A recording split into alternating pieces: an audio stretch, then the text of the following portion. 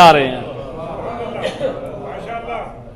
علی والو نہج البلاغہ کا پہلا خطبہ پڑھیں، جس علی کی محبت کو اللہ نے دل میں ڈالا ہے اس کا پہلا خطبہ پڑھیں۔ علی نے عقیدہ توحید کیا دیا ہے، نہ مانے کسی مولوی کی بات، نہ مانے کسی خطیب کی بات، نہ مانے کسی ذاکر کی بات۔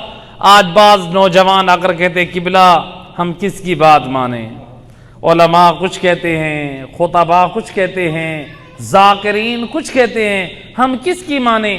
میں کہا کرتا ہوں میرا دوست تو کسی کی نہ مان، تو اس کلام کی مان جو کلام زہرا کے لال حسین نے نو کے نیزہ پہ پڑھا۔ تو قرآن کی مان جس قرآن کو حسین نے نو کے نیزہ پہ پڑھا۔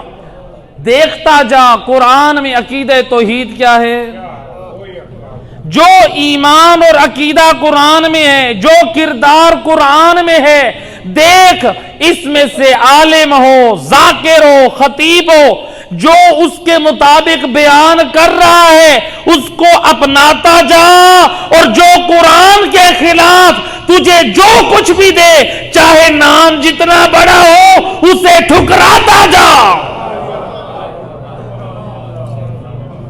ایک قرآن، دوسرا نہج البلاغہ۔ قرآن میں دیکھ اور قرآن کی تفسیر نہج البلاغہ میں دیکھ، عقیدہ توحید علی کی زبان سے دیکھ، علی کا کلام دیکھ، نہ کسی مولوی کا کلام ہے، نہ کسی خطیب کا کلام ہے، نہ کسی ذاکر کا کلام۔